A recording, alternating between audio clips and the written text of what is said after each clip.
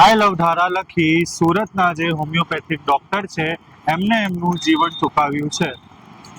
વાત કરીએ સુરતના ગોળાદરા વિસ્તારમાં આવેલ હોટલ નેસ્ટમાં, જેમાં આ ડોક્ટર જે છે રાત્રે ચેક ઇન તો કરે છે પરંતુ સવારે ચેકઆઉટ નહીં કરતો, જેનાથી ત્યાં હોટલના જે સ્ટાફ છે તેમને ગોળાદરા પોલીસને જાણ કરતા ગોળાદરા પોલીસ સ્થળે પહોંચી ત્યાં જ્યારે દરવાજો તોડી જોઈએ તો અંદર મૃતદેહ મળી આવે છે. જે મૃતદેહ છે તે ભાવેશ કાવડનું છે, જે ત્યાં રાત્રે આવેલ તો હતો પરંતુ મૃત હાલતમાં મળે છે. આના પછીની વાત કરીએ, ડોક્ટરના મૃતદેહ પાસેથી એક સુસાઇડ નોટ મળી આવેલ છે, જેમાં આઈ લવ ધારા જે એમની પત્નીનું નામ છે.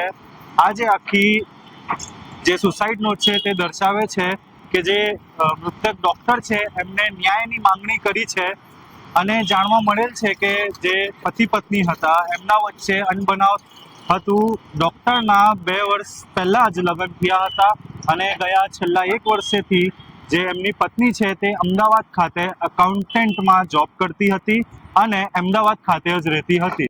એક મહારાણા પ્રતાપ સર્કલ પાસે એક નેસ્ટ હોટલ આવેલી છે. ત્યાં ચેકઆઉટનો ટાઈમ થતા જે એનો માલિક છે હોટલના, એને ત્યાં ભાવેશભાઈ કવાડ કરીને એક યાત્રી રોકાયેલા, એને ફોન કરતા ફોન રિસીવ નહીં થતા એને દરવાજો ખખડાવેલો, દરવાજો નહીં ખોલતા એમને શંકા જતા પોલીસને જાણ કરેલી, જેથી દરવાજો તોડીને જોતા ત્યાં જે ભાવેશભાઈ કવાડ છે એ પોતે ડોક્ટર હોવાનું જાણવા મળેલ અને ત્યાં મૃત હાલતમાં મળી આવે. જે સંબંધે પોલીસે અકસ્માત મોત દાખલ કરી અને તપાસ હાથ ધરેલી છે. જાણવા મળેલું છે કે આ દેલાવડોમાં રહેતા જે આ ડોક્ટર છે એ લગભગ 2024માં એના મેરેજ થયેલા.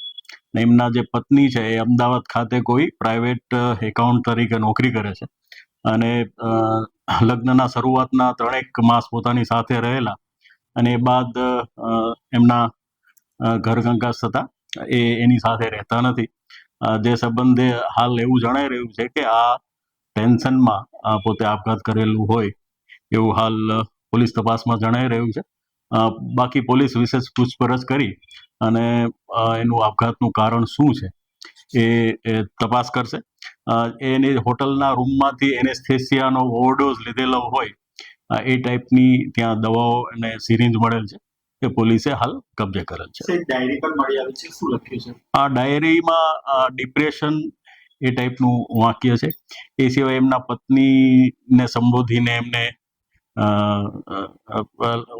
વાક્યો પણ લખેલા છે, જે પોલીસ હાલ તપાસ કરીને એની વિશેષ પૂછપરછ કરી રહી છે. શું લખ્યું છે?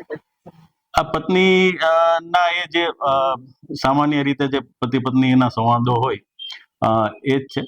એમાં વિશેષ કંઈ આ સંબંધે કંઈ ફલિત થતું હોય એવું હાલ નથી જણાવ્યું. સર, ડાયરીમાં કેટલા પેજ સુધી લખ્યું છે? નહીં, ડાયરી નથી, એક ફક્ત એક પેજ છે. એમાં જે ડિપ્રેશન શબ્દ છે એને એક ચિત્ર દોરેલું છે જે અત્યારે જણાય આવે છે.